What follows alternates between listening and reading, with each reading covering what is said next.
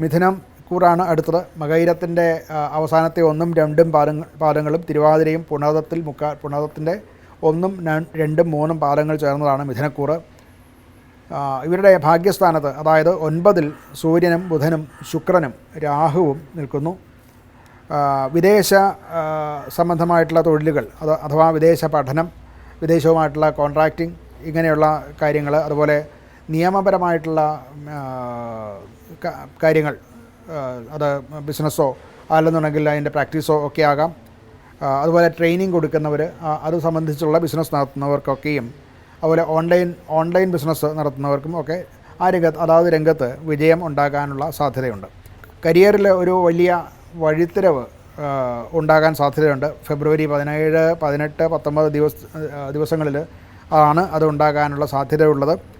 എന്താണെങ്കിലും നിങ്ങളോടൊപ്പം ഭാഗ്യം ഉണ്ട് എന്ന് പറയാതിരിക്കാൻ സാധിക്കില്ല.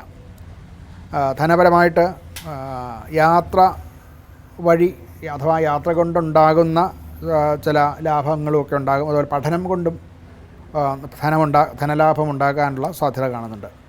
ആരോഗ്യപരമായിട്ട് സന്തോഷവും സമാധാനത്തോടു കൂടി ഇരിക്കാൻ സാധിക്കും. ആത്മവിശ്വാസം വീണ്ടെടുക്കും. അതുകൊണ്ട് പ്രവൃത്തി ചെയ്യുന്നതിനുള്ള ഉത്സാഹവും ഉണ്ടാകും. കുടുംബപരമായിട്ട്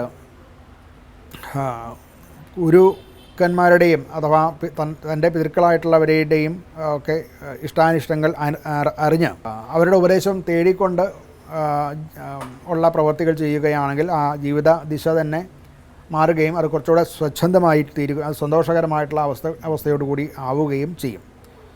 പരിഹാരം എന്നുള്ള നിലയ്ക്ക് ഇവർക്ക് തുളസി തൈ, മുറ്റത്ത് തുളസി തൈ ഉണ്ടെങ്കിൽ, അഥവാ തുളസി ചട്ടിയിൽ വളർത്തുന്നു എന്നുണ്ടെങ്കിൽ ആ തുളസിക്ക് വെള്ളമൊഴിച്ച് ആ തീർത്ഥം പ്രോക്ഷണം ചെയ്യുക. ഇതൊരു നല്ല പരിഹാരമാണ്.